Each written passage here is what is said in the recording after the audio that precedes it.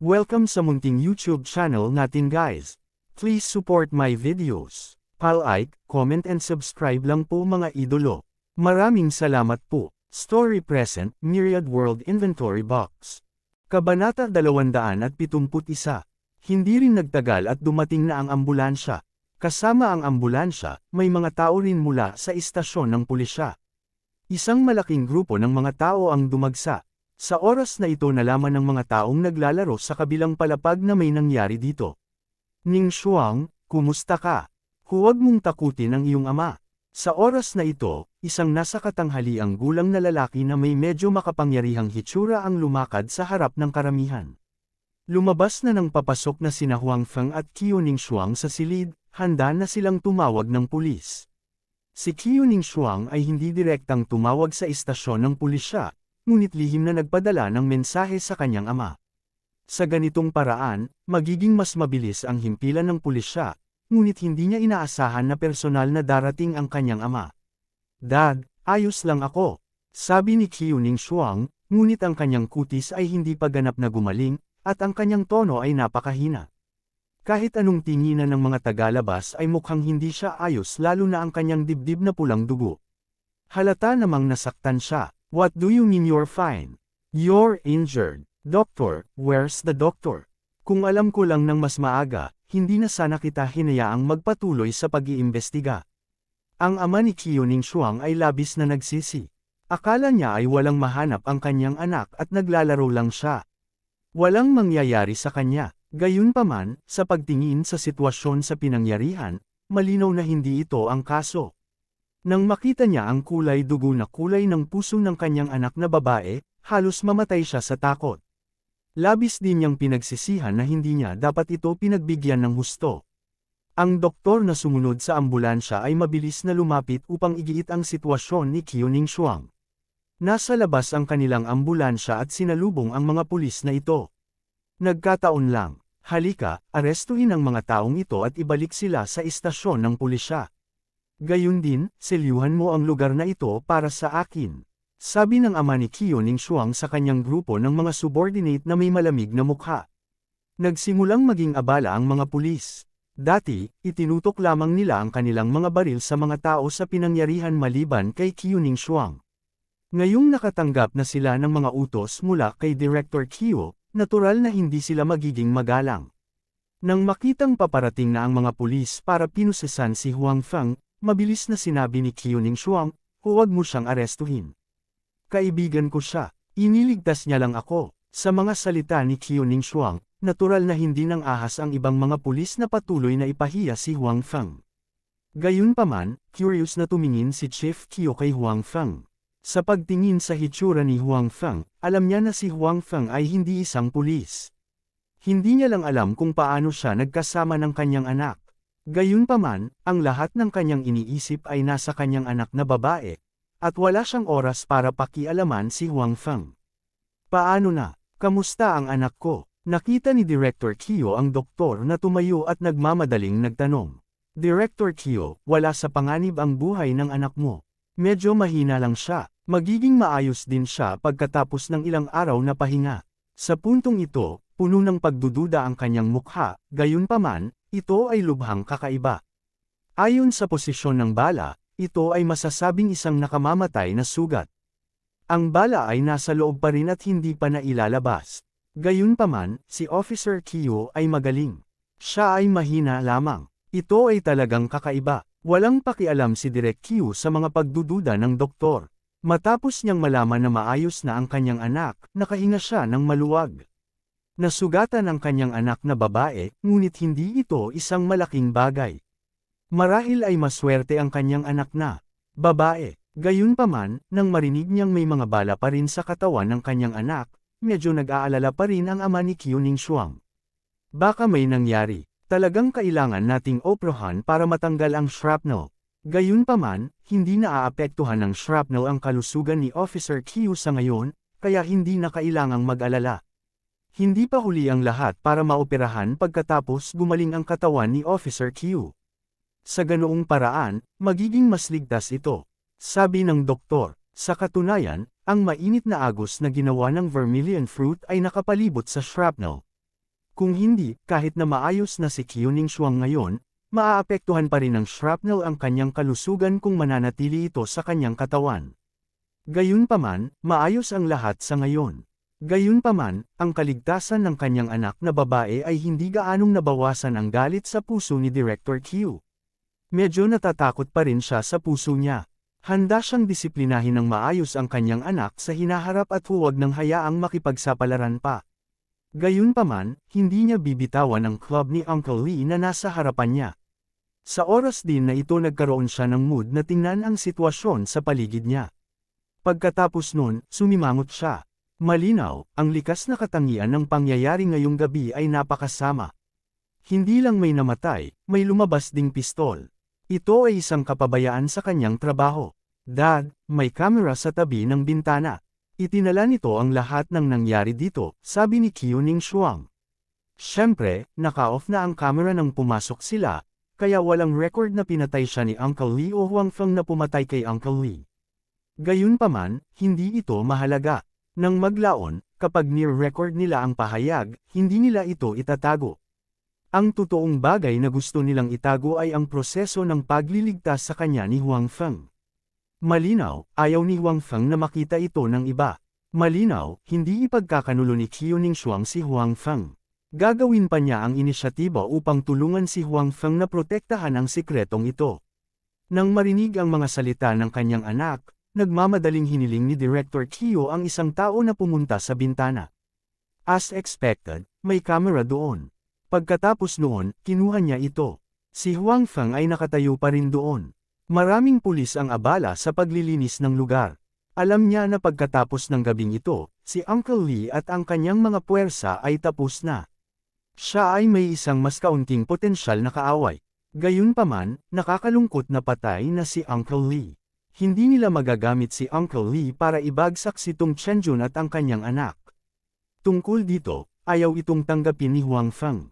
Gayunpaman, sa ilalim ng gayong mga kalagayan, hindi siya makapag-isip ng labis. Sa makatuwid, bagamat naramdaman niya na ito ay isang awa, hindi ito pinagsisihan ni Huang Feng. Nang dumating ang mga pulis, tinatakan nila ang lugar at nilinis ang lugar. Sa makatuwid, nang lumabas si Huang Feng, walang ibang tao maliban sa pulis at doktor. Hindi siya bumalik. Hindi naman sa ayaw niya, ngunit kailangan niyang pumunta sa himpilan ng pulisya para itala ang kanyang pahayag. Para naman kay Qiuning Shuang, bagamat isa siya sa mga taong naroroon, halatang hindi naglakas loob ang mga pulis na hilingin sa kanya na pumunta sa istasyon ng pulisya sa oras na ito. Kung nangyari iyon, ang galit na direktor na si Qiu ay maghihiwalay sa kanila. Bukod dito, nasugatan din si Qiuning Shuang. Sa oras na ito, tiyak na kailangan niyang pumunta sa ospital. Ang proseso ng pagtatala ng pahayag ay napaka-smooth. Hindi yon ang unang pagkakataong dumating si Huang Feng. Noong huling dumating siya, binati siya ni Qiuning Shuang. Sa pagkakataong ito, sinabi pa ni Qiuning Shuang na si Huang Feng ay kanyang kaibigan at na siya ang nagligtas sa kanya. Ang mga pulis ay hindi nang ahas na gawing mahirap ang mga bagay para kay Huang Feng. Bukod dito, si Huang Feng ay napaka-cooperative. Maliban sa cinnabar fruit na hindi masasabi, hindi na kailangan pang itago ang anuman. Kaya naman, maayos niyang natapos ang kanyang pahayag at bumalik. Masasabing natapos na ang usapin ni Uncle Lee. Kabanata 272, Central Province, 7 Luminary Sect. Sa sandaling ito, maririnig ang mga sigawan mula sa larangan ng martial arts. Alam ng ilan sa mga nakatatandang kapatid sa malapit na ang mga junior brothers na kakapasok lang sa sekta ay nagsasanay ng martial arts. Sa 7 Luminary Sect, ang mga bagong disipulo ay magkakasamang magsasanay sa unang taon. Pagkatapos nito, sa ikalawang taon, karamihan sa mga alagad ay magsisimulang magsanay kasama ang kanilang mga Panginoon. Pagkatapos nito, mula sa ikatlong taon pasulong, ang mga alagad ay isa sa ayos na bumaba ng bundok ng isa-isa upang magkaroon ng karanasan. Siyempre, sa panahong ito, hindi nila napigilan ang pagsasanay ng martial arts. Gayunpaman, ito ay higit na nakadepende sa kanilang sariling kamalayan. Kung may hindi nila naiintindihan, maaari nilang tanungin ang mga Panginoon ng sekta. Matagal nang nasa 7 Luminary Sect sina Li Diu at Liu Mingjie. Naka-adapt na sila sa buhay dito. Araw-araw, mag-practice na lang sila ng martial arts. Pagkatapos nito, makikinig sila sa mga master na nagpapaliwanag ng ilang galaw at karanasan. Ang kanilang mga araw ay medyo simple. Siyempre, ang simple ay hindi nangangahulugang madali. Sa katunayan, ang pagsasanay ng martial arts ay sobrang nakakapagod. Kinailangan nilang gumising ng maaga araw-araw at magsanay ng mahabang panahon. Noong unang panahon, babalik pa ang dalawa sa kanilang tinitirhan at matutulog kaagad pagkahiga. Pagkatapos ng panahong ito ng adaptasyon, hindi na sila pagod tulad ng dati. Matapos lisanin ni Fang Zihao ang Seven Luminaries Sect, walang sino man ang sadyang dumating upang humanap ng gulo sa kanila. Sa katunayan, dahil sa naunang insidente, nagkaroon ng pagkakaibigan silang dalawa ni Senior Brother mo. Karaniwang inaalagaan sila ni Senior Brother mo. Balita ko may bagong fist technique na ituturo sa hapon. Pagkatapos ng morning martial arts practice, naglakad sina Li Diu at Liu Mingjie papunta sa cafeteria habang nag-uusap. Matagal na silang wala sa Seven Luminaries Sect. Sa panahong ito, pangunahing hinahayaan sila ng sekta na umangkop sa kapaligiran at takbo ng buhay dito. Tulad ng para sa martial arts, tinuruan sila ng ilang simpleng paraan ng paghinga upang maghanda para sa paglilinang ng panloob na enerhiya sa hinaharap. Kasabay nito, natutunan din nila ang ilang mga pangunahing pamamaraan ng kamao. Gayunpaman, ang mga ito ay mga pangunahing pamamaraan lamang ng kamao at hindi anumang mataas na antas ng martial arts. Ang ituturo nila sa hapon ay isang bagong pamamaraan ng kamao, isang mas mataas na antas. Ito ay natural na nagpasaya sa kanilang dalawa. I heard that too. Parang higher level 1. Tuwang-tuwa silang dalawa. Sa bagay, matagal na nilang gustong magsanay ng martial arts. Ngayon na maaari na silang matuto ng mas mataas na antas ng pamamaraan ng kamao, wala silang dahilan upang malungkot. Pagkatapos kumain ay nagpahinga muna sila saglit bago bumalik sa training ground. Mula dito, makikita na ang dalas ng kanilang pang-araw-araw na pagsasanay ay napakataas at kung gaano sila kapagod. Siyempre, alam din ito ng sekta. Kaya naman, hindi sila nagtipid sa pagkain at nakakasabay ang mga pagkain. Matagal na kayong lahat sa sekta. Natuto na rin kayo ng ilang basic fist techniques at may matibay na pundasyon. Ngayon, ituturo ko sa inyo ang advanced fist technique ng Seven Luminaries Sect natin, Seven Luminaries Lightning Fist. Bagamat ang kasanayang ito, ng kamao ay hindi kayamanan ng ating sekta, ito ay isang medyo advanced na kasanayan sa kamao. Sa makatuwid, hindi ka pinapayagang lihim na ailik ang kasanayang ito sa kamao. Naririnig mo ba ako? Sinabi ni Chuangang Elder sa mga disipulo sa ibaba. Narinig namin, sabay-sabay na sabi ng lahat. May bakas ng excitement sa kanilang mga salita. Sige, ipapakita ko ito para sa iyo. Kailangan mong manood ng mabuti. Pagkatapos magsalita ng Elder of Imparting Techniques, nagsimula siyang magsanay ng sunod-sunod na galaw sa mataas na plataporma sa harap ng karamihan. Dahil gusto niyang magbantay ng mabuti ang mga tao sa ibaba, binagalan niya ang bawat galaw para mabantayan din ng mabuti ng maraming alagad sa ibaba. Pagkatapos ng isang demonstrasyon, hiniling niya sa mga tao sa ibaba na sundan siya. Nagpakita siya ng isang galaw at isang galaw ang natutunan ng mga tao sa ibaba. Nagpatuloy ito hanggang sa kabisado na ng lahat ang lahat ng galaw. Magpatuloy kayong lahat. Pagkatapos ng practice ngayon, bawat isa sa inyo ay makakatanggap ng maliit na booklet. It will record all the moves and mnemonics of the Seven Luminaries Lightning Fist. Kung may mga galaw lang, walang mnemonics. This fist skill is just for show. Kaya naman, ang mnemonics na ito ay napakahalaga. You must remember it. Of course, you don't set back this book. Hindi katakataka na wala akong naramdamang kapangyarihan noong nagsasanay ako, mahinang ungol ni Liu Mingjie. Noong natututo sila ng basic fist skill, wala silang natutunang mnemonics. Sa makatuwid, hindi niya talaga alam kung ano ang mnemonics upang matutunan. Dati, iniisip pa rin niya na halatang advanced ang fist skill na ito, pero parang hindi ito kasing lakas ng basic fist skill. Pagkatapos nito, umalis ang elder ng martial arts, at ang lahat ay nagsasanay mag-isa sa larangan ng pagsasanay sa martial arts, mahigpit na sinasalo ang mga galaw. Sa gabi, lahat ay binigyan ng booklet. Sa booklet, may mga salita at larawan. Madali itong maunawaan. Maging ang mga hindi marunong bumasa at sumulat ay maaaring magsanay ayon sa booklet pagkatapos itong makita. Matapos matanggap nina Liu Mingjia at Li Dio ang booklet, hindi na sila makapaghintay na magsimulang magsanay. Pareho silang interesado sa martial arts. Dati, kapag wala silang mnemonics, hindi sila nasiyahan sa pagsasanay sa set ng kasanayang ito ng kamao. Ngayon na mayroon na sila ng mnemonics, natural na gusto nilang maging pamilyar dito sa lalong madaling panahon. Ang mnemonics ay hindi masyadong mahaba. Parehong mabilis na kabisado ang mnemonics. Pagkatapos nito, nakakita sila ng isang bukas na espasyo at nagsimulang magsanay. Pareho silang kumanta ng mnemonics habang nagsasanay sa mga galaw na natutunan nila noon. Inayos nila ang kanilang paghinga sa pamamagitan ng mnemonics at nagsanay ng mga galaw ng magkasama. Sa oras na ito, hindi sila nakakaramdam ng kapahingahan gaya ng dati. Matapos ay practice ang set ng fist skill dati, hindi man lang sila nakaramdam ng pawis o pagod. Pero ngayon, bago pa man nila natapos ang isang set ng fist techniques, nakaramdam na sila ng matinding pagod. Gayunpaman, ang kanilang pagtitiyaga ay hindi masama. Kinagat nila ang kanilang mga ngipin at tinapos ang buong set ng mga galaw. Sa mga oras na ito, basang-basa na ang dalawa sa pawis at wala na masyadong lakas sa katawan. Phew, ito ay talagang sobrang nakakapagod. Kung kami ay pagod na kapag kami ay nakikipaglaban sa mga kalaban, kami ay namatay sa pagod bago pa dumating ang kalaban upang patayin kami, umupo si Liu Mingjie sa lupa at sinabing may mabigat na hininga. Maaaring ito ay dahil kakasimula pa lang nating mag-aral at hindi pa natin napagsasama-sama ng perpekto ang mga galaw at pag-awit. Kaya't pagod na tayo. Kapag marunong na tayo, hindi na tayo dapat makaramdam ng ganito, hula ni Li Dio. Tumango si Liu Mingjie bilang pagsang-ayon.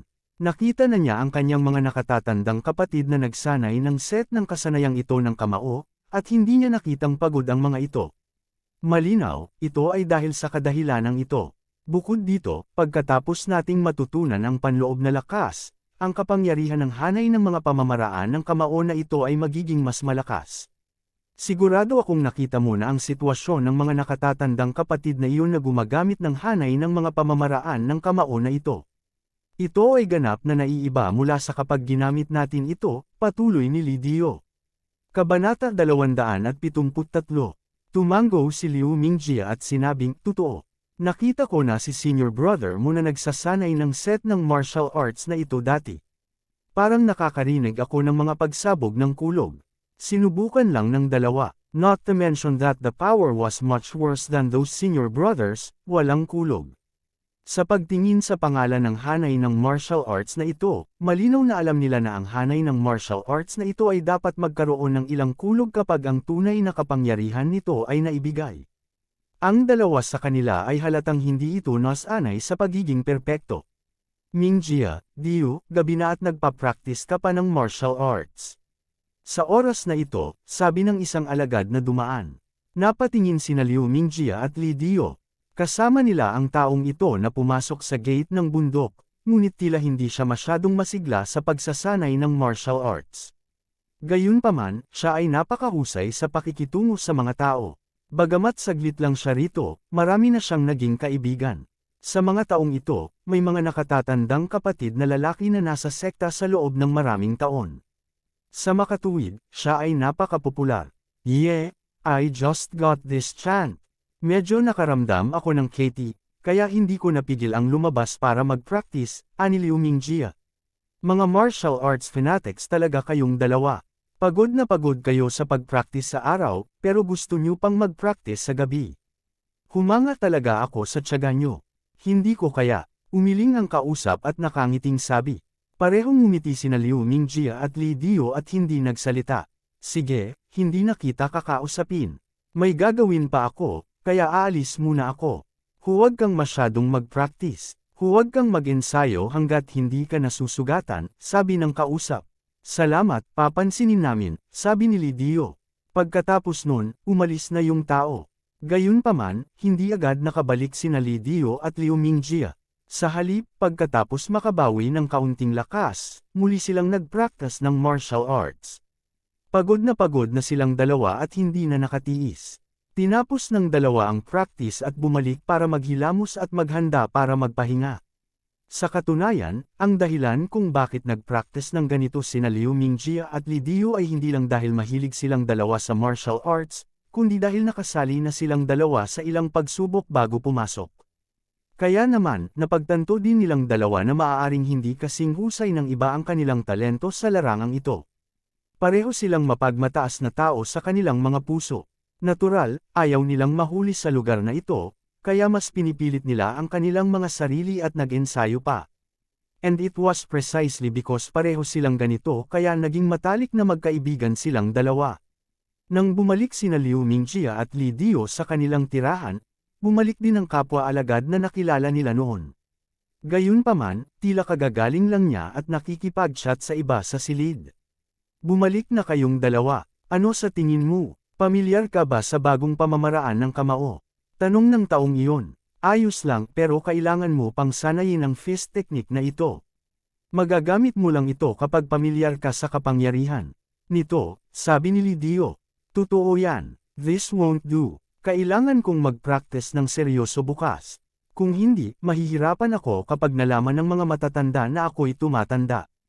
Ang elder ng imparting arts ay napakahigpit sa aspetong ito. Lahat ay matatakot sa kanya kapag nakita nila siya. Ilalabas na sana ng taong ito ang kanyang booklet para tingnan.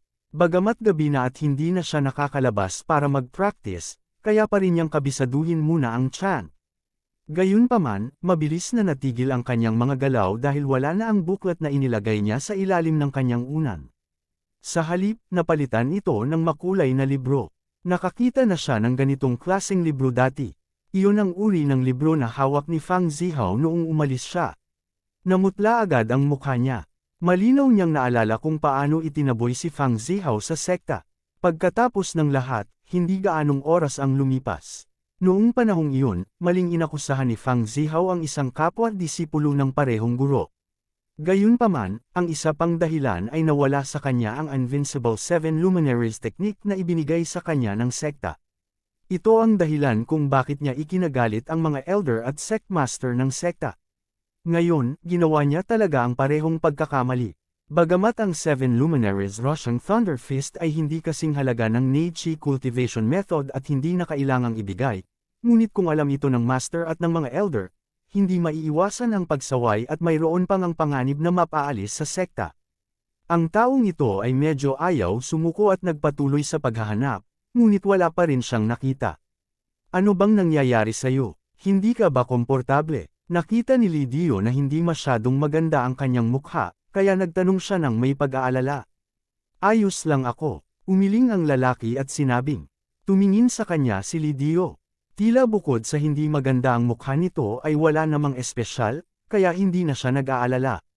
Gayunpaman, ang puso ng taong ito ay medyo nababalisa. Dapat lutisin ang usaping ito. Sa kabutihang palad, ang pamamaraang ito ng paglilinang ay hindi kailangang ibigay. Kailangan lang niyang tandaan ang lahat ng nasa loob. Kaya't sinabi niya kay Dio, maaari mo bang ipahiram sa akin ang iyong Seven Luminaries Thunder Feast? Hindi ko alam kung nasaan ang libro ko. Ngayong nagpapahinga na ang lahat, hindi ko na ito mahahanap ng mabuti. Hindi ito pinagdudahan ni Dio. Bilang karagdagan, ang taong ito ay karaniwang napakapopular at may magandang relasyon sa lahat. Sa makatuwid, iniabot ni Dio ang kanyang pamamaraan ng kamao sa kanya at sinabing, kunin ito at basahin ito. Salamat, mabilis na sabi ng lalaki, at saka mabilis na binasa. Para sa mga galaw sa aklat na ito, karaniwang kabisado niya ito sa maghapon. Ang dapat niyang tandaan ngayon ay ang mga chant sa loob. Ang mga awit na ito ay hindi masyadong marami. Basta kabisado niya ang mga chants na ito ngayong gabi, kapag nag-practice siya ng martial arts mamaya, hindi magiging problema kahit hindi niya ilabas ang secret book na ito. Sa kabutihang palad, hindi masama ang kanyang memorya. Pilit niyang isinasaulo ang mga awit na ito bago patayin ang mga ilaw. Kung tungkol sa pag-unawa, dahan-dahan niya itong mararanasan mamaya. Kung tutuusin, hindi naman niya laging masasabi na hindi niya mahanap ang sariling teknik ng kamao. Kung ganoon ang kaso, ang iba ay maghay-hinala. Hindi maganda kung alam ng mga matatanda. Mabuti na lang at hindi na kailangang ibigay ang secret book of fist technique na ito. Hindi ko alam kung sino ang nagnakaw ng secret book ko. Wala na rin ang internal strength cultivation method ni Senior Brother Fang last time. Ninakaw din ba ito ng parehong tao? Matapos patayin ang mga ilaw, nakahiga sa kanyang kama, ang taong ito ay hindi agad nakatulog. Sa halip, iniisip niya ang sarili niyang pamamaraan ng kamao. Kung nawala ang internal strength cultivation method ni Fang Zihao noong nakaraan, wala siyang pakialam. Ngayong nawala na rin siya ng fist technique, may mga pagdududa siya. Talaga bang may magnanakaw dito? Gayunpaman, sa pag-iisip tungkol dito, hindi ito tama. Maayos ang internal strength cultivation method ni Senior Brother Fang. Kung tutuusin, wala sila nito ngayon. Gayunpaman, ang pamamaraan ng kamao na ito ay maaaring makuha hanggat ang isa ay isang disipulo ng sekta. Bukod dito, hindi na kailangang ibigay ito. Pagkatapos, hindi na kailangan ng iba na magnakaw ng pamamaraan ng kamao ng iba. Hindi ko talaga maisip, ungol ng lalaki. Pagkatapos noon ay hindi na lang niya inisip at ipinikit ang kanyang mga mata para matulog. Kabanata 274. 7 Luminaries Rolling Thunder Fist Technique, isang medyo mataas na antas na pamamaraan ng kamao ng 7 Luminaries Sect. Kapag napag-aralan na, magkakaroon ng mahinang tunog ng kulog kapag sumusuntok. Napakalakas. Nang bumalik si Huang Feng sa kanyang tirahan mula sa istasyon ng pulisya, nakakuha siya ng bagong item mula sa storage box. Bukod dito, ito ay isang bagay na apurahang kailangan niya ngayon. Si Huang Feng ay mayroon na ngayong panloob na puwersa at mahika. Ang kanyang lakas ay malayo sa kung ano ang maaaring ihambing ng isang ordinaryong tao.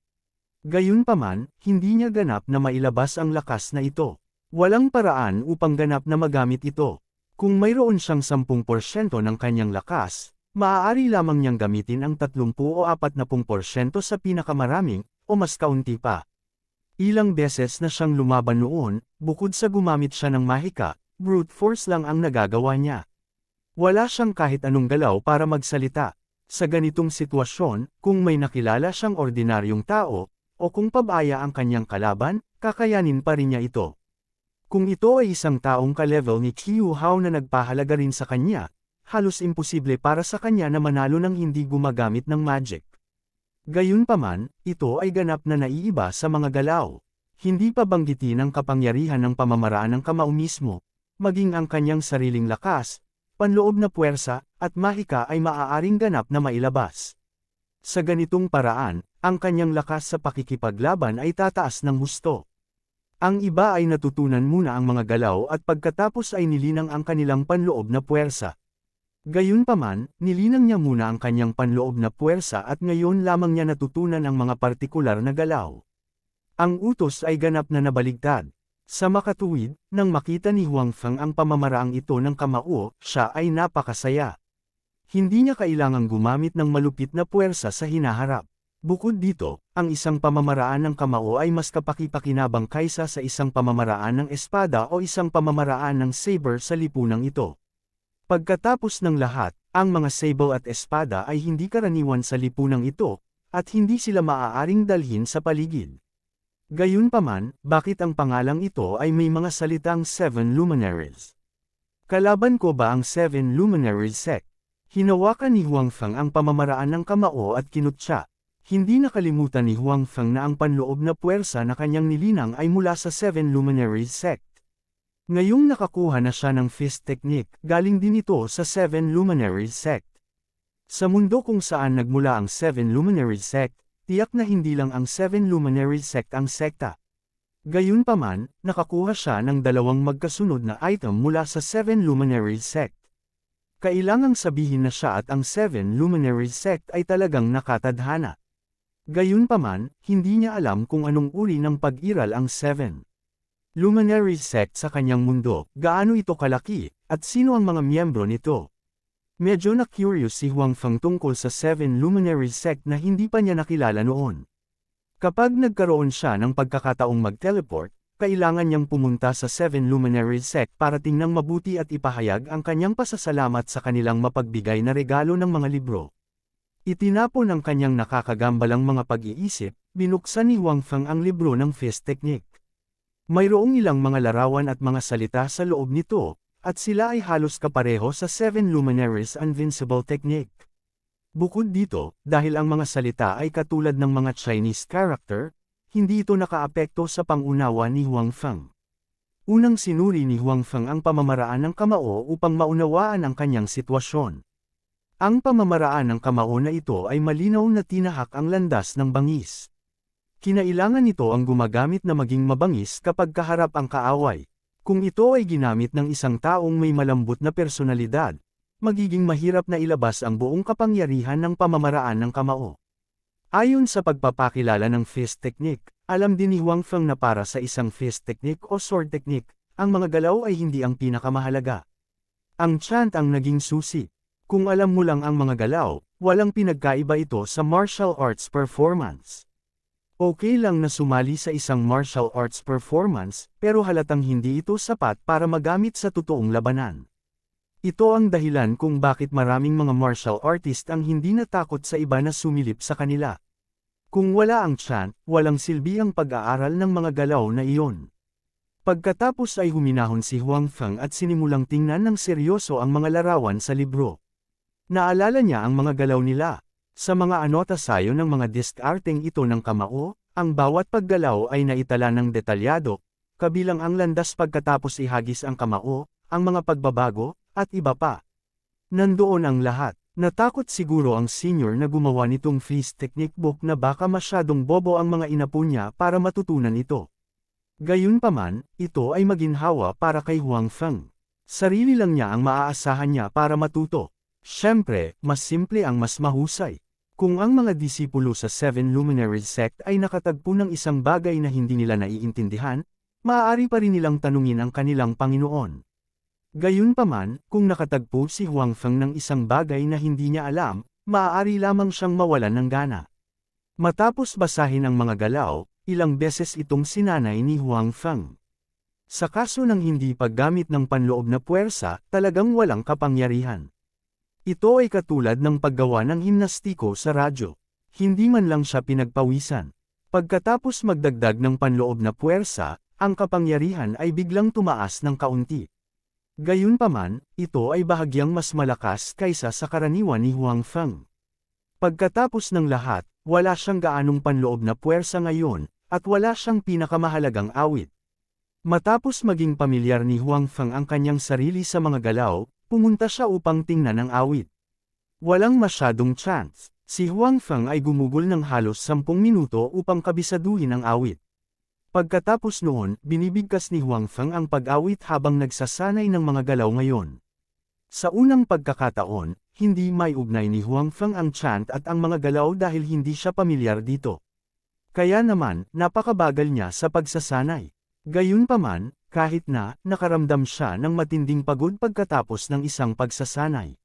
Dahil ang pamamaraan ng kamao na ito ay tumahak sa landas ng bangis, ang bawat suntok ay kailangang gawin ng buong lakas. Sa ganitong paraan, natural na nakakapagod. Gayunpaman, ang kasalukuyang, pisikal na fitness ni Huang Feng ay natural na hindi maihahambing sa mga ordinaryong tao. Bukod dito, mayroon pa siyang panloob na puwersa upang ayusin ang kanyang katawan. Sa makatuwid, pagkatapos ng kaunting pahinga, nagsimula siyang magsanay sa pangalawang pagkakataon. Pagkatapos noon, paulit-ulit na nagpractice si Huang Feng ng fist technique. Dahil walang gaanong mga galaw, hindi masyadong nagtagal ang isang practice. Gayunpaman, pagkatapos ng ilang mga sesyon ng pagsasanay, kahit na sa kasalukuyang pisikal na fitness ni Huang Feng, hindi niya ito kinaya. Nakahiga lang siya sa kama at naghahabol ng hininga. Pagkatapos ng ilang round ng practice, nagawang tugma ni Huang Feng ang mga galaw at mnemonics. Bagaman hindi siya masyadong pamilyar dito, ito ay mas mahusay kaysa sa simula. Habang nag-e-ensayo siya, mas nagiging coherent siya.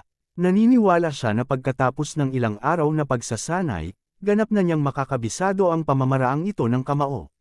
Gayunpaman, hindi ito ang wakas, ngunit ang simula. Gaano man kalakas ang isang pamamaraan ng kamao, kung hindi ito magagamit sa isang tunay na labanan, ito ay magiging walang silbi. Ang booklet ay nagtala lamang ng mga partikular na galaw. Sa isang tunay na labanan, halatang hindi masundan ni Huang Feng ang booklet at isa-isang may segowa ang mga galaw. Halatang hindi makikipagtulungan sa kanya ang kalaban. Sa makatuwid, kailangan niyang maunawaan ang kakanyahan ng hanay ng mga diskarte sa kamao na ito. Bukod dito, kailangan niyang ganap na maunawaan ang hanay ng mga diskarte sa kamao. Sa panahon ng labanan, agad niyang mababago ang sarili niyang galaw ayon sa galaw ng kalaban. Hindi niya basta-basta nasundan ng booklet at isa-isang isagawa ang mga galaw ayon sa utos. Kung ganoon, siguradong talo siya. Kabanata 275.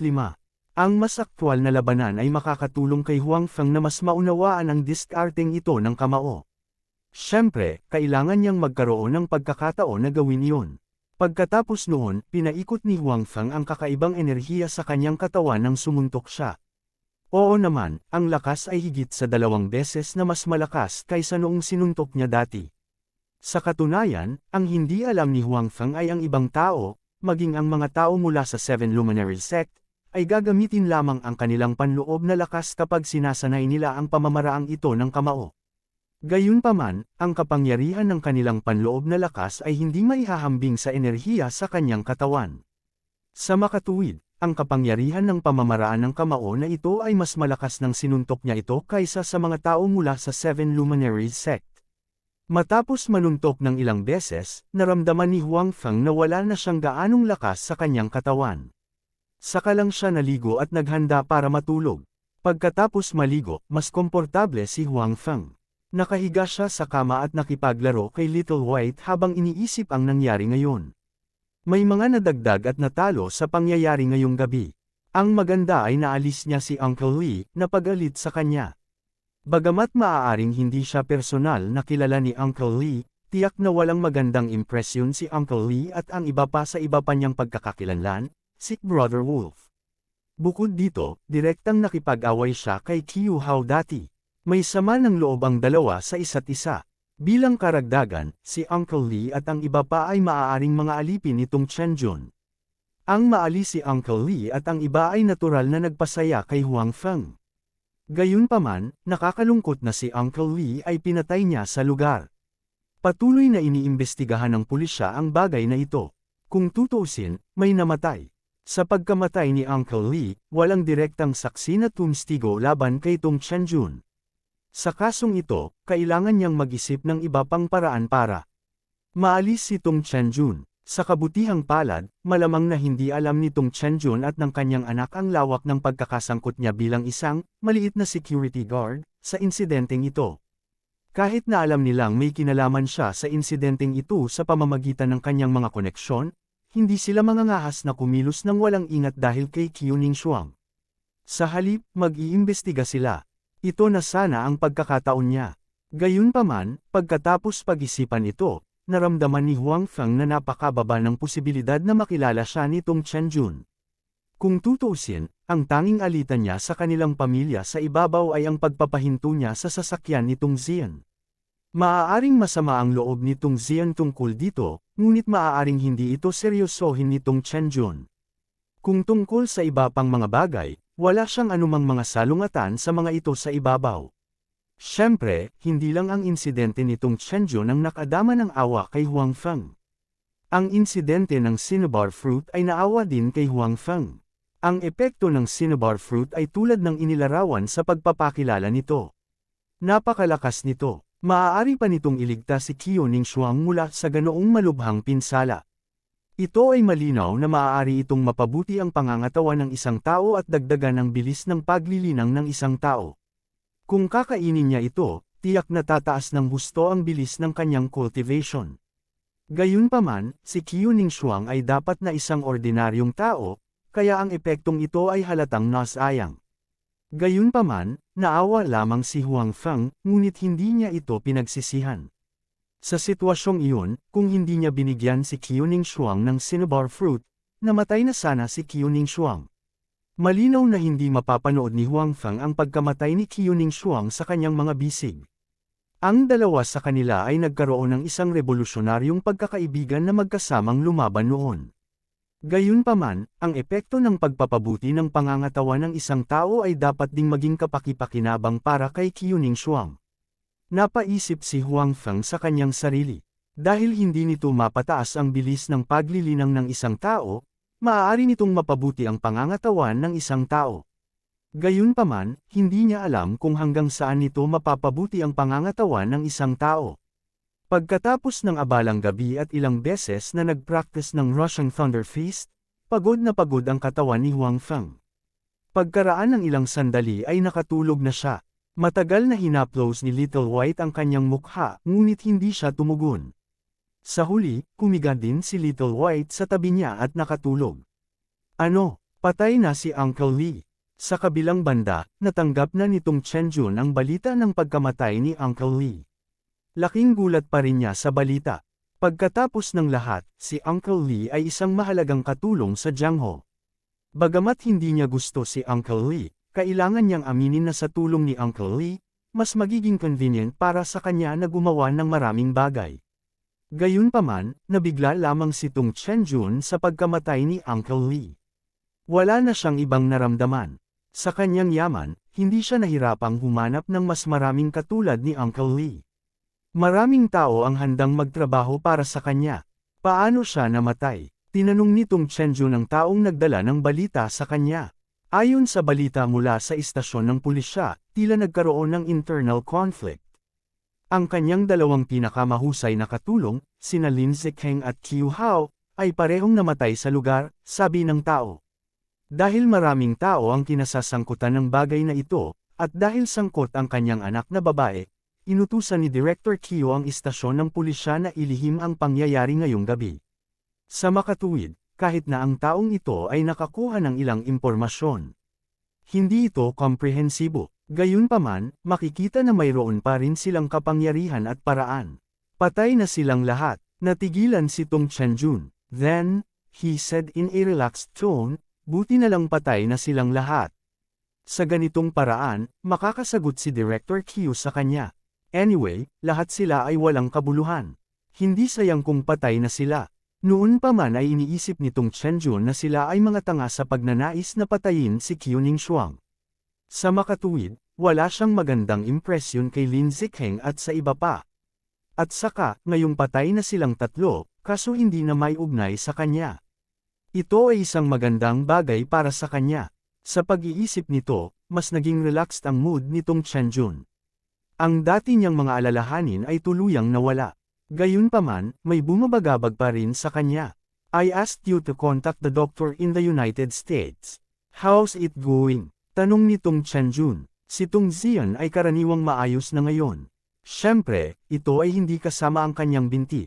Hindi na tuluyang gumaling ang kanyang binti kahit na nagpunta sa ilang ospital. Malinaw na hindi matanggap nitong Chen Jun ang katotohanan na ang kanyang anak ay isang lumpo. Kaya naman, naging abala si Tung Chen Jun sa paghahanap ng doktor sa ibang bansa kamakailan. Mayroon ng pag-unlad. Maaari kong ayusin na ang young master ay pumunta sa loob ng ilang araw, sagot ng tao. Manang, dapat itong gawin sa lalong madaling panahon. Ayokong magtagal pa ito, sabi nitong Chen Jun. Dahil sa kanyang binti, mas lumala ang init ng ulo nitong Zian kamakailan. Madalas siyang nagwawala ng walang dahilan. Gagawin lamang nitong Chen Jun ang kanyang makakaya para patahimikin siya. Oo, naiintindihan ko. Aayusin ko ito sa lalong madaling panahon, sagot ng tao. Sa oras na ito, si Qiu Ningshuang ay nasa ward. Siya ay tumatanggap ng isang detalyadong pagsusuri habang inaalo ang kanyang ina na umiiyak dahil sa sobrang pag-aalala sa kanya.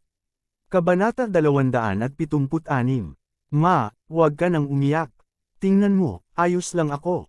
Nakahiga si Qiu Ningshuang sa kama at tumingin sa kanyang ina na umiiyak sa tabi ng kama. Walang magawa niyang sabi. Umiiyak ang kanyang ina simula nang pumasok siya sa ward. Ito ay walang silbi upang akitin siya. Siyempre, alam ni Qiu Ningshuang na nag-aalala siya sa kanya. Gayunpaman, maayos na siya ngayon. Ayos lang. Ganito ka na. Paano mo masasabing okay lang? Sabi ng nanay ni Qiu Ningshuang habang umiiyak, kasalanan lahat ito ng tatay mo. Alam niyang gusto mong imbestigahan ang kasong ito, kaya hindi kanya pinigilan. Pumayag pa nga siya. Kung hindi siya pumayag, hindi ka magiging ganito ngayon. Nasa tabi rin niya ang ama ni Qiu Ningshuang sa oras na ito. Tiningnan niya ang asawa na may mapait na ekspresyon. Siyempre, nag-aalala rin siya at nanghihinayang sa aksidente ng kanyang anak. Gayunpaman, paanong hindi niya malalaman kung anong uri ng tao ang kanyang anak na babae? Kahit hindi siya pumayag, mag-iimbestiga pa rin siya. We have to thank that young man for this. Kung hindi, paano ka pa nakahiga dito? Hindi, Old Q, kailan mo aanyayahan ang binatang iyon para kumain?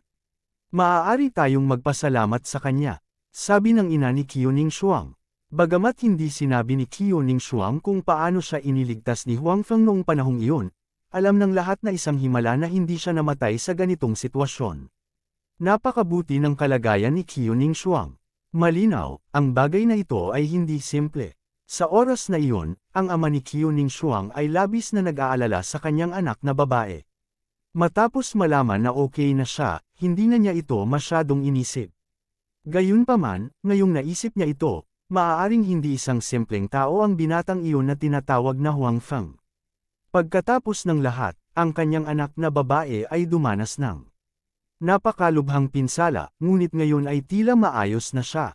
Bukod dito, tumanggi ang kanyang anak na sabihin sa kanya kung paano niya ito nailigtas. Sa makatuwid, mas naging interesado siya kay Huang Feng.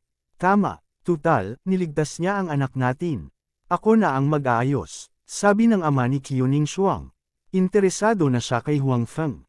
Ngayon, sinamantala na lang niya ang pagkakataong ito para makilala ang binata. Dad, forget it. Kapag nakalabas na ako sa ospital, magpapasalamat ako sa kanya, sabi ni Qiuning Shuang. Malinaw, alam din niya na maaaring may mga pagdududa ang kanyang ama, at ayaw ilantad ni Huang Feng ang kanyang sikreto, kaya ayaw ni Qiuning Shuang na magdala ng gulo sa kanya. Paano natin magagawa iyon? Karapatan mong magpasalamat sa kanya. Bilang iyong mga magulang, kailangan nating magpasalamat sa kanya, mariing sabi ng ina ni Qiuning Shuang. Nang makitang mapilit ang kanyang mga magulang, hindi napigilan ni Qiuning Shuang. Gayunpaman, sa kaibuturan ng kanyang puso, inaabangan niya ang pagkain na ito. Pagkatapos ng lahat, ito ang unang pagkakataon na opisyal na nakilala ni Huang Feng ang kanyang mga magulang. Hindi alam ni Qiuning Shuang kung ano ang iisipin, at bahagyang namumula ang kanyang mukha. Nang magising siya kinaumagahan, nawala ang pagod ni Huang Feng. Paglabas niya ay tuluyan na niyang nabawi ang dating espiritu. Sa tanghali, nakilala ni Huang Feng sina Su Yamo at Xi Mengzhao. Mula sa malayo, nakita ni Huang Feng na hindi masyadong maganda ang mukha ng dalawa. Pagtingin sa paligid, walang bakanting upuan, kaya kinuha ni Huang Feng ang kanyang lunchbox sa gilid ng dalawa. Nang umupo si Huang Feng sa tabi ni Su Yamo at Xi Mengzhao, nakuha niya ang atensyon ng maraming tao. Maraming tao ang tumingin kay Huang Feng nang may pagtataka. Ang ilan sa kanila ay kilala si Huang Feng, ngunit karamihan sa kanila ay hindi pamilyar sa kanya. Si Su Yamo at Xi Mengzhao ay karaniwang kumakain sa cafeteria na ito, ngunit hindi nila ugali na kumain kasama ang iba. Ang ibang tao ay natural na hindi gagawa ng inisyatiba na umakyat. Malinaw na hindi alam ito ni Huang Feng. Diretso siyang umupo sa tabi nilang dalawa. Buti na lang at hindi sinasadya ng dalawa na itaboy siya. Ngumiti pa si Su Yamo sa kanya. Para naman kay Xi Mengzhao, hindi siya nagbigay ng magandang mukha, ngunit wala siyang sinabi para umalis siya. Anong wala? Hindi ka masyadong maganda. Hindi ka ba nakahinga ng maayos kagabi? Casual na tanong ni Huang Feng habang kumakain. Dapat mong isipin ang iyong sariling negosyo. Galit na sabi ni Xi Mengzhao. Nasa masamang mood na siya, at ngayon ay nakita niya si Huang Feng na kinaiinisan niya. Natural, hindi maganda ang tono niya. Sige, hindi na ako magtatanong. Kakain na ako. Walang pakialam si Huang Feng. Hindi ito ang unang pagkakataon na kinausap siya ni Xi Mengzhao ng ganito. Nasanay na rin siya. Pinanghahawakan ng ideya na ang isang mabuting lalaki ay hindi nakikipag-away sa isang babae, hindi niya alam kung paano ipagpapatuloy ang pakikipagtalo sa kanya. Nang makitang halatang masama ang loob ng kabilang partido, ayaw niyang magkagulo. Sa kabilang banda, ngumiti muna si Su Yamo, pagkatapos ay sinabi kay Huang Feng, "It's not a big deal.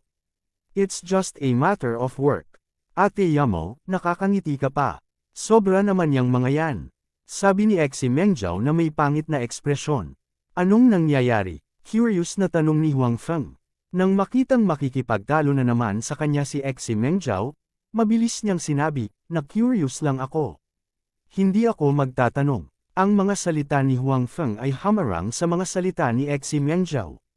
Sa ilang sandali, hindi siya komportable. Lalong gamaan ang pakiramdam ni Huang Feng sa kanyang puso. Hindi naman big deal, konting gulo lang, sabi ni Su Yamo. Talagang nagsanib puwersa ang mga nakakainis na lalaki na iyon para pahirapan tayo. Ate Yamo, sino sa tingin mo ang nasa likod nito? Hindi ako naniniwala na walang tao sa likod nito. Ang mga kilos nila ay maaaring magkaisa, sabi ni Xi Mengzhao. Nang makitang may mga pagdududa si Huang Feng sa kanyang mga mata, halos sinabi sa kanya ni Su Yamo ang nangyari. Kaninang umaga pala, sunod-sunod na tawag ang kanilang natanggap mula sa mga supplier ng raw material. Sama-sama silang humiling ng pagtaas ng presyo. Bukod dito, kahit na tumaas ang presyo, ang supply ng ilan sa mga materyales ay maaaring hindi na kasing ganda ng dati. Bilang karagdagan sa mga supplier na ito, tumawag din ang ilang shopping mall at beauty salon sa Qing Province para gumawa ng iba't ibang kahilingan. Ang layunin nila ay gawing mahirap ang mga bagay para sa kanila. Kung isa o dalawang supplier lang, hindi na masyadong iisipin ni Su Yamo at Xi Mengzhao. Gayunpaman, sa napakaraming mga supplier ng sabay-sabay, tiyak na nagkaroon ng problema. Buong umaga silang dalawa sa pagharap sa bagay na ito, ngunit ngayon ay tila wala pa ring masyadong pag-unlad. Maaaring ang Landau Group ang nasa likod nito, sabi ni Huang Feng. Alam niya na noon pa man ay gusto ng Landau Group na gawing mahirap ang mga bagay para sa Changzhou Group. Posible naman, sinabi ni Su Yamo, gayunpaman, ang mga taong tumawag sa amin sa pagkakataong ito ay pangunahing mga supplier at shopping mall sa Qing Province. Ang Landau Group ay walang gaanong impluwensya sa Qing Province. Kung gayon, maaaring si Tung Chenjun. Hindi ba siya ang pinakamayamang tao sa lalawigan ng Qing? Talagang may kakayahan siya, casual na sabi ni Huang Feng. Gayunpaman, ang mga salita ni Huang Feng ay natigilan kina Su Yamo at Xi Mengzhao. Kabanata 277. I don't think it's him. Hindi pa ba hinahabol ng anak niya si Sister Yamo? Sabi ni Xi Mengzhao, pagkatapos ay idinagdag, pero hindi naman ganoon kagaling ang lalaking iyon. Bakit siya magugustuhan ni Sister Yamo? Idinagdag ni Su Yamo, wala kaming masyadong kontak ni Tung Chenjun dati. Hindi pa kami nagtutulungan o nakikipagkompetensya sa isa't isa. Wala naman siyang dahilan para puntiryahin kami, di ba? Gayunpaman, kahit na sinabi nila, medyo hindi pa rin sila sigurado. Kung tutuusin, karamihan sa mga kumpanyang nagtatarget sa kanila sa pagkakataong ito ay mula sa Qing Province. Walang masyadong tao sa lalawigan ng Qing na may kakayahang manghimok ng napakaraming tao ng sabay-sabay, at isa si Tung Chenjun sa kanila. Si Tung Chenjun ang pinakamayamang tao sa lalawigan ng Qing. Ang kanyang mga koneksyon at koneksyon sa Qing Province ay malinaw na hindi isang bagay na maihahambing ni Su Yamo at Qiu Ningshuang. Karamihan sa kanilang mga koneksyon ay nasa kabisera. At saka, kung hindi nila isa sa alang-alang ang background ng kanilang pamilya, kahit na nasa kabisera sila, hindi sila magkakaroon ng maraming koneksyon. Kung tutuusin, masyado pang bata ang dalawa at bagong pasok pa lang sa lipunan. Hindi nila maihahambing kay Tung Chenjun, na nasa underworld ng maraming taon. Kung ganoon ay hindi ko alam. Nanghuhula lang ako. Kung tutuusin, sa lahat ng maimpluwensyang tao sa Qing Province na kilala ko, si Tung Chenjun ang pinakasikat. Sabi ni Huang Feng, nanghuhula lang siya. Tutal, paulit-ulit niyang naririnig ang pangalan ni Tung Chenjun nitong mga nakaraang araw. Sa makatuwid, nang pag-usapan ni Su Yamo at Xi Mengzhao ang bagay na ito, bigla niyang sinabi ito ng malakas. Dahil sa irresponsibleng mga salita ni Huang Feng, napaisip ng malalim sina Xi Mengzhao at Su Yamo. Nagtaka silang dalawa kung ito ba talaga ang ginawa ni Tung Chenjun. Kung siya talaga, bakit niya gagawin ito? Walang conflict of interest sa kanilang dalawa. Tapos na ako. You guys take your time. Mabilis na natapos ni Huang Feng ang pagkain at umalis na dala ang plato. This guy is acting like nothing happened. He just casually said something at hindi na kami makakain ng maayos, pero mabilis na busog. Medyo naiinis na sabi ni Xi Mengzhao. Kahit wala siyang sinabi, wala kang gana, di ba? Bilasan mo kumain. Pagkatapos kumain, maaari nating imbestigahan ito. Maginhawang mag-imbestiga kung mayroon tayong sospek, sabi ni Su Yamo. Oo, Casual lang sinasabi ni Exi Mengjiao. Gusto talaga niyang imbestigahan ang bagay na ito at tingnan kung si Tong Chenjun ang nasa likod nito. Sa hapon, nang si Huang Feng ay nililinang ang kanyang panloob na puwersa sa kanyang opisina, nakatanggap siya ng panloob na tawag mula kay Suyamo, na humihiling sa kanya na pumunta. May nangyari na naman ba? Bulong ni Huang Feng sa kanyang puso. Gayunpaman, hindi ito ipinaliwanag ni Suyamo ng malinaw sa telepono, kaya hindi niya alam. Gayunpaman, walang sino man ang maiinip na pumunta dito upang gumawa ng gulo. Kung tutuusin, wala masyadong mga walang utak na tulad ni Manager Yuan. Inimbestigahan namin ang bagay na binanggit mo noong tanghali at may nakita kami. Nang dumating si Huang Feng sa opisina ni Suyamo, nakita niya si Exi Mengjiao doon din. Pareho silang mukhang medyo madilim. Halata namang may bumabagabag sa kanila. Anong problema? Natigilan si Huang Feng sa mga salita ni Suyamo. Nakalimutan niyang sinabi niyang suspect si Tong Chenjun noong tanghali. It's about the company. You have such a bad memory. Malungkot na sabi ni Exi Mengjiao. Malinaw, hindi siya nasisiyahan na si Huang Feng ay walang pakialam sa mga gawain ng kumpanya. Si Huang Feng ay medyo napahiya. Bagamat dito pa siya nagtatrabaho, hindi talaga siya naglaan ng maraming oras sa kumpanya. Kung tutuusin, akala niya ay security guard lang siya at hindi na niya kailangang isipin pa ang tungkol sa mga gawain ng kumpanya. Maraming tao ang nagmamalasakit sa mga gawain ng kumpanya. Ang iniisip niya araw-araw ngayon ay ang kanyang pabrika at ang storage box, o ang paglinang ng kanyang panloob na puwersa. In short, mukha siyang security manager na walang magawa, pero sa totoo lang, sobrang busy. Oh, so inimbestigahan mo na ang mga pangyayari ni Tong Chenjun? Tanong ni Huang Feng. Oo, tumango si Suyamo. Matapos pakinggan ang mga salita ni Huang Feng sa cafeteria noong tanghali, medyo naghinala ang dalawa, kaya tumawag sila ng supplier sa hapon. Sa telepono, nagpahiwatig sila na alam na nila na si Tong Chenjun ang nasa likod ng insidente. Sa kanilang pagtataka, talagang naniwala ang supplier at naisip na alam talaga ito ni Suyamo. Kaya naman, hindi na itinago ng supplier. Sinabi pa niya na pressure sila at ayaw talagang pahirapan ang Changzhou Group. Malinaw, ang taong ito ay hindi nais na masaktan ang magkabilang panig. Tinanong pa niya si Suyamo kung may hindi pagkakaunawaan sa pagitan nila ni Tong Chenjun, at maaari nilang pag-usapan at lutisin ito. Matapos kumpirmahin na si Tong Chenjun nga ang nasa likod ng insidente, naguluhan din sina Suyamo at Exi Mengjiao. Wala silang anumang salungatan kay Tong Chenjun kamakailan, at ang kanilang mga kumpanya ay wala man lang masyadong nakipag-ugnayan sa isa't isa. Gayunpaman, kahit na naguguluhan sila, nakaramdam din sila ng pressure matapos malaman na si Tong Chenjun nga iyon. Kung tutuusin, iba si Tong Chenjun kay Manager Yuan. Bagamat kinatawa ni Manager Yuan ang Landau Group, siya ay isang dayuhang kumpanya kung tutuusin. At saka, isa lang siyang empty shell ngayon at hindi pa nabubuo. Gayunpaman, iba si Tong Chenjun. Siya ang pinakamayamang tao sa Qing Province, ang tunay na boss ng Qing Province. Higit siyang mas makapangyarihan kaysa sa Changzhou Group, kaya hindi magkapareho sina Manager Yuan at Tong Chenjun. Hindi napigilan ni Suyamo at Exi Mengjiao na makaramdam ng pressure. So, sigurado ka ba na ang nasa likod ng insidente ay si Tong Chenjun? Tanong ni Huang Feng. Sabay reklamo niya sa puso. Bakit lagi niyang naririnig ang pangalan ni Tong Chenjun na binabanggit kahit saan siya magpunta? Oo, ito ay karaniwang nakumpirma, sabi ni Suyamo. Pero hindi ko alam kung bakit niya ginawa iyon. Ito rin ang pinakamalaking pagdududa ni Suyamo at Exi Mengjiao. Hindi nila maisip ito kahit anong pilit nila. Maaaring gusto niyang maging kapareho mo, nagbebenta ng mga pampaganda. Huang Feng hula. Imposible, sabi ni Exi Mengjiao. Sinabi ni Exi Mengjiao, kung gusto niyang gawin ito, matagal na niya itong ginawa. Hindi na siya maghihintay hanggang ngayon. At saka, halos puspos na ngayon ang merkado sa Qing Province.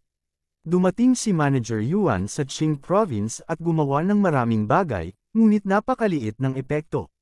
Maaaring ang dalawa sa kanila ay mga ibon ng isang balahibo at nakita ni Manager Yuan na mahirap para sa kanya na magbukas ng palengke sa lalawigan ng Qing, kaya gusto niyang humingi ng tulong kay Tong Chenjun.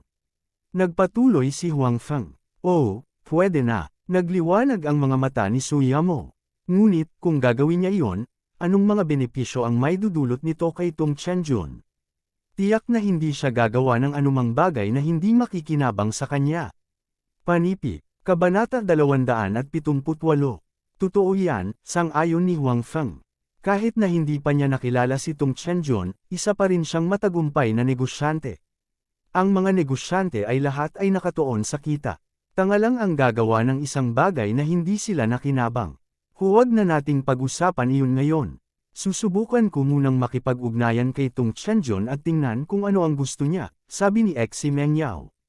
Dahil sa pagtugis ni Tong Zian kay Suyamo, halatang ayaw ni Xi Mengyao na masangkot si Suyamo sa bagay na ito. Kung hindi, maaaring talagang kunin ni Tong Zian ang pagkakataong ito para humingi ng ilang kahilingan. Sa pag-iisip nito, mabilis na sinabi ni Xi Mengyao, sa tingin mo ba ay nabigo si Tong Zian na habulin si Sister Yamo? Kaya hiniling niya sa kanyang ama na sadyang pahirapan si Sister Yamo para mapilitan niya si Sister Yamo na sumang-ayon sa kanya. I think it's possible. That guy is definitely capable to do such thing. Sabi ni Huang Feng. Para naman sa karakter ni Tong Zian, walang inaasahan si Huang Feng. Ang taong ito ay maaaring umarkila ng isang hitman para pumatay ng isang tao. Ano pa ba ang hindi niya gagawin? Gayunpaman, kahit na ang tatlo sa kanila ay may ilang mga hula, hindi sila ganap na sigurado. Ang bagay na ito ay kailangan pang imbestigahan pa. Tulad ng sinabi ni Xi Mengyao, dapat nilang subukan muna ang mga intensyon ni Tong Chenjun. Umalis si Huang Feng sa opisina ni Suyamo nang may mga pagdududa. Hindi siya nalilito kung bakit napakalaban ni Tong Chenjun sa Changzhou Group. Iyon ay isang tanong na dapat isipin ni Suyamo at Xi Mengyao. Ang hindi maisip ni Huang Feng ay kung bakit siya tinawag ni Suyamo at Xi Mengyao upang pag-usapan ang bagay na ito. Security manager lang siya, maraming nakatataas sa kumpanya. Kung may gusto silang pag-usapan, hindi niya ito turn. Dahil ba sa nahulaan niya na si Tong Chenjun ay kasangkot dito noong tanghali? Sa katunayan, ang naisip ni Huang Feng ay isa sa mga dahilan. Ang isa pang dahilan ay natural na gustong tulungan siya ni Suyamo na magsama ng mas malalim sa kumpanya. Gusto niyang hayaan si Huang Feng na makilahok pa sa mga gawain ng kumpanya. Pagkatapos niyang maging pamilyar sa mga gawain ng kumpanya, ililipat niya ang kanyang posisyon. Hindi alam ni Xi Mengyao kung ano ang nasa isip ni Suyamo. Medyo nalilito siya na tinawag ni Suyamo si Huang Feng para sa isang talakayan, ngunit wala siyang sinabi. Bukod dito, sa tanghali, nahulaan ni Huang Feng kung ano ang nangyari kay Tong Chenjun at gustong makita kung ano pa ang mga natuklasan niya. Paglabas niya sa trabaho sa gabi, hindi diretsyong umuwi si Huang Feng. Sa halip, pumunta siya sa ospital. Pagkatapos ng lahat, sila ni Qiuning Shuang ay nagkaroon ng ilang pagkakaibigan. Ang dalawa sa kanila ay magkasamang dumaan sa buhay at kamatayan. Ngayong na-hospital si Qiuning Shuang, kahit na alam niyang hindi nanganganib ang buhay nito, gusto pa rin siyang makita ni Huang Feng. Bakit ka nandito? Si Qiuning Shuang, na naiinip sa ward, ay nakita si Huang Feng at biglang tumawag. Kung tutuusin, maliban sa bala sa kanyang dibdib, wala nang ibang mali sa kanya. Kailangan lang niyang magpagaling at pagkatapos ay operahan para alisin ang bala. Gayunpaman, dahil sa kanyang pagkakakilanlan at ang katotohanan na ang bala ay masyadong malapit sa kanyang puso, ang doktor ay natural na hindi nang ahas na maging pabaya. Kinailangan niyang gumawa ng sapat na paghahanda bago ang operasyon, kabilang ang pag-aalaga ng mabuti sa katawan nito, paglilipat ng mas maraming karanasang doktor, at maging ang pagdaraos ng joint examination bago ang operasyon. Marami pa ring dapat gawin. Gusto talaga ni Qiuning Shuang na bumalik para magpagaling. Hindi niya gusto ang amoy sa ospital, ngunit hindi pumayag ang kanyang mga magulang. Iginiit nila na manatili siya sa ospital hanggang sa tuluyang gumaling. Hindi man lang siya pinayagang gumalaw. Sa ganitong paraan, natural siyang nenas.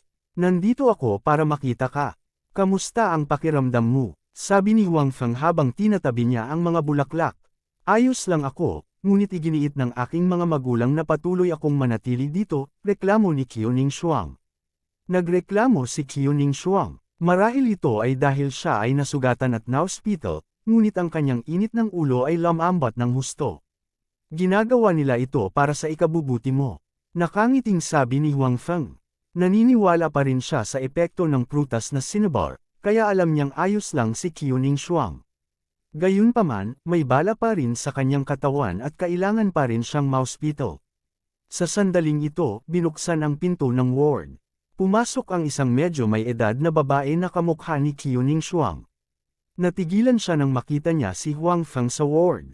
Ngayon, marami sa mga kasamahan ng kanyang anak ang bumisita sa kanya, ngunit lahat sila ay pinalayas ng kanyang anak na babae. Hindi man lang sila nagkaroon ng pagkakataong maupo. Hindi niya akalain na pagkatapos niyang lumabas ng ilang sandali ay may iba na pala siyang nakita. Bukod dito, hindi pinalayas ng kanyang anak ang kabilang partido. Sa halip, mukhang nakipag-chat siya sa kabilang partido. Ito ang aking ina, sabi ni Qiuning Shuang kay Huang Feng. Mabilis na tumayo si Huang Feng at nagsabi, "Hello tita, kaibigan ako ni Qiuning Shuang." Huang Feng ang pangalan ko. Mabuti, mabuti, sabi ng ina ni Qiuning Shuang. Nay, si Huang Feng ang nagligtas sa akin kagabi, sabi ni Qiuning Shuang. Ganun ba? Medyo nagulat ang ina ni Qiuning Shuang. Hindi niya inaasahan na ang tila ordinaryong Huang Feng pala ang talagang tagapagligtas ng kanyang anak. Salamat, salamat sa pagligtas sa aking anak. Auntie, you're too polite. Kaibigan niya ako. Hindi ko siya basta-basta may iwan sa kaguluhan, sabi ni Huang Feng. Kahit ano pa, kailangan naming magpasalamat sa iyo. Isa lang ang anak ko. Kung may nangyari talaga sa kanya, ayoko nang mabuhay. Iiyak na sana ang ina ni Qiuning Shuang, ngunit nang maisip niyang nasa tabi niya si Huang Feng, mabilis niyang pinunasan ang kanyang mga mata sa kahihiyan.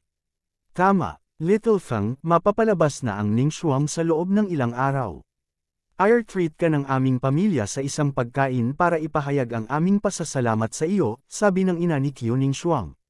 No need, Auntie, there's really no need, mabilis na sabi ni Huang Feng. Nang iligtas niya si Qiuning Shuang, hindi niya naisip na humingi ng anumang kapalit. Paano yan? Naayos na. I'll ask Ning Shuang to call you when the time comes. Sabi ng ina ni Qiuning Shuang, ayos lang. Mag-usap muna kayo. Lalabas muna ako. Alam ng ina ni Qiuning Shuang na naiinip ang kanyang anak sa ospital. Iyong mga kasamahan na pumunta sa kanya, hindi niya sinasadya na manatili sila. Ngayon, sa wakas ay lumitaw si Huang Feng. Mukhang maganda ang relasyon niya sa anak niya. Maaari niya itong samahan na makipag-usap at maibsan ang kanyang pagkabagot. Nang makitang lumabas ng pinto ang ina ni Qiuning Shuang, mapait na ngumiti si Huang Feng kay Qiuning Shuang. Huwag mo nang isipin ang pagtanggi. Kung hindi, maaawa ang mga magulang ko. Iniligtas mo ang kanilang nag-iisang anak na babae. Kung hindi mo sila hahayaang ipahayag ito, tiyak na malungkot sila sa kanilang mga puso, nakangiting sabi ni Qiuning Shuang. Sabi ni Huang Feng, maaaring pumunta si Huang Feng upang makita siya na nagpasaya sa kanya. Hindi niya akalain na may mali sa ospital. Kabanata 279. Kung gayon, gagawin ko. Kung gagawin kong hindi komportable si Director Qiu, hindi ako makakaligtas sa lalawigan ng Qing, nakangiting sabi ni Huang Feng. Hindi mo naman ako masisisi sa pagtatago ko sa iyo diba? Maingat na tanong ni Qiuning Shuang. Labis siyang nag-aalala sa opinyon ni Huang Feng sa kanya. Why would I? Hindi ko lang akalain na ikaw pala ang anak ni Director Qiu.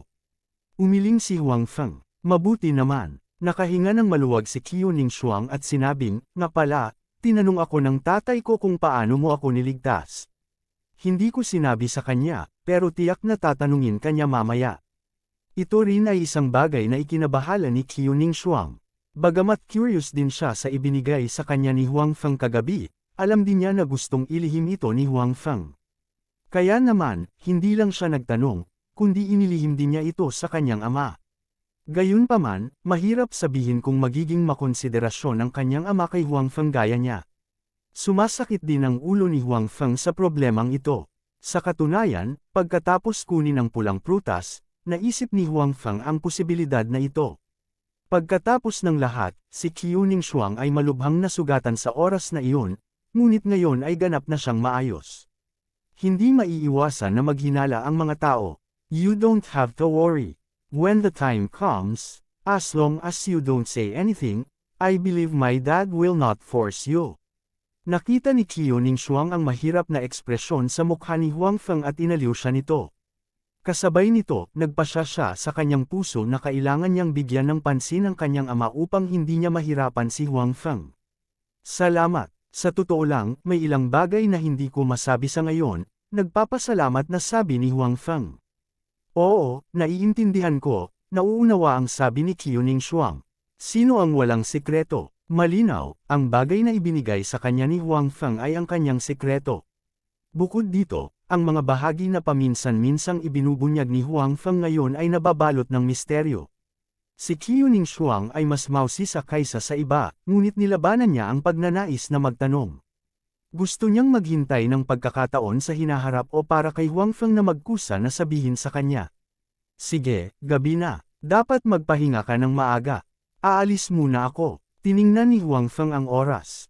Kahit na ang buhay ni Qiuning Shuang ay hindi nasa panganib ngayon, kailangan niyang magpahinga ng husto. Kaya naman, nagplano siyang umalis. Ang bilis naman. Hindi napigilan ni Qiuning Shuang na sabihin.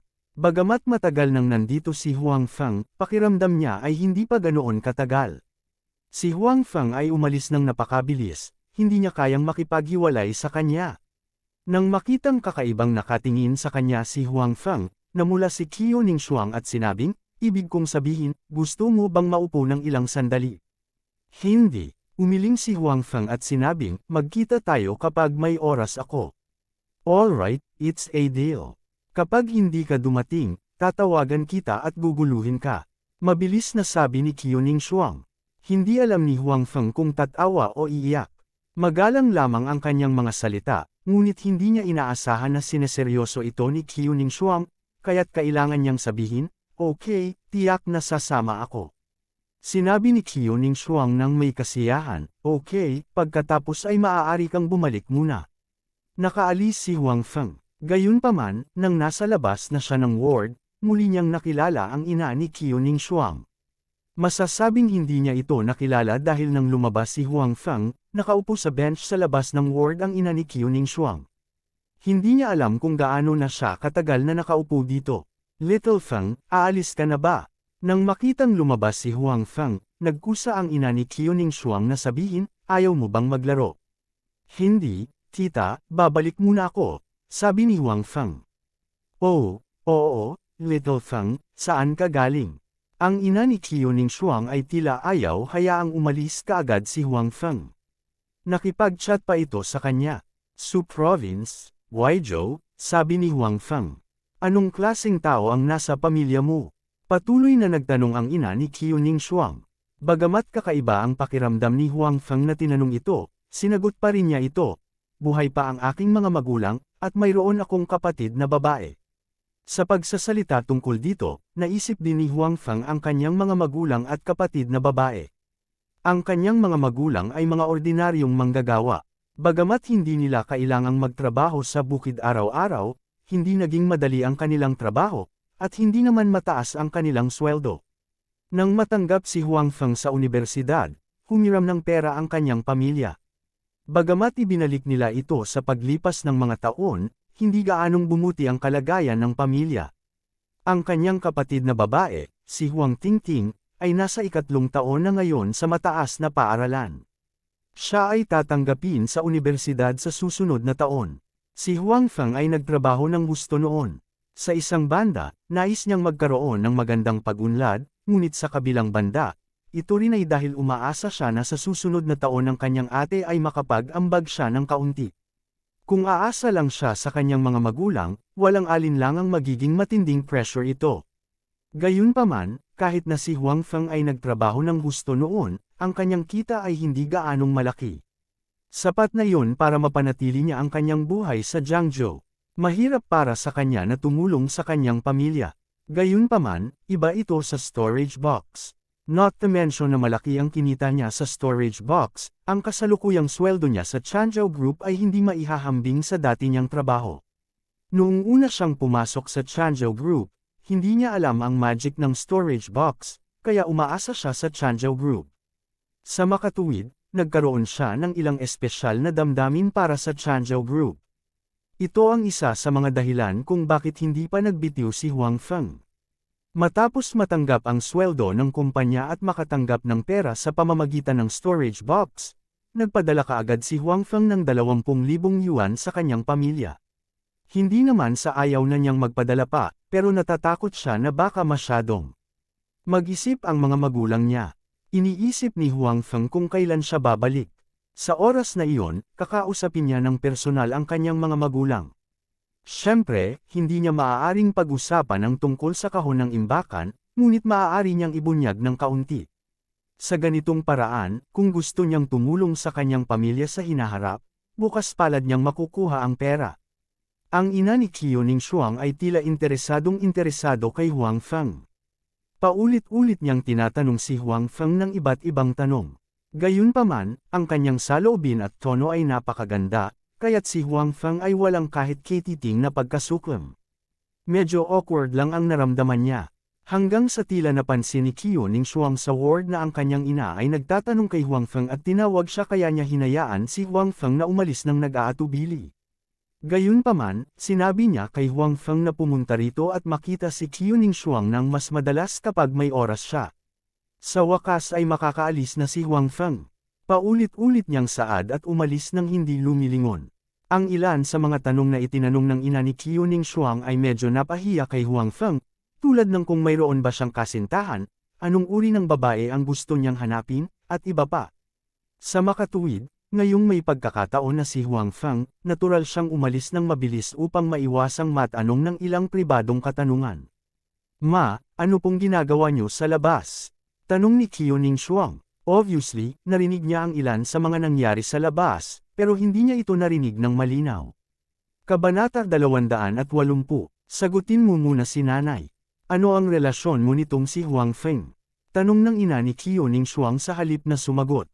Ano? Anong relasyon? Isang bakas ng gulat ang sumilay sa mga mata ni Qiu Ningshuang, at pagkatapos ay pinilit niyang kumalma at sinabing, siya at ako ay ordinaryong magkaibigan lang. Kagabi, iniligtas niya ako, kaya ngayon ay maituturing kaming mabuting magkaibigan. Kaibigan, huwag kang magsinungaling kay nanay. Kapag ang iyong mga kasamahan at kaibigan ay dumating upang makita ka, hindi mo man lang ginustong pumasok sila. Kahit na pumasok sila, hahanap ka ng dahilan upang sabihin na ikaw ay pagod at ayaw mo silang manatili. Gayunpaman, para sa Huang Feng na ito, hindi ka nakakaramdam ng pagod. Gusto na niyang umalis, pero hindi mo pa rin siya kayang bitawan. Ito ba ay isang ordinaryong kaibigan? Hindi makapaniwalang sabi ng ina ni Qiu Ningshuang. Ma, narinig mo lahat. Nakikinig ka ba sa amin? Galit at nag-aalalang sabi ni Qiu Ningshuang.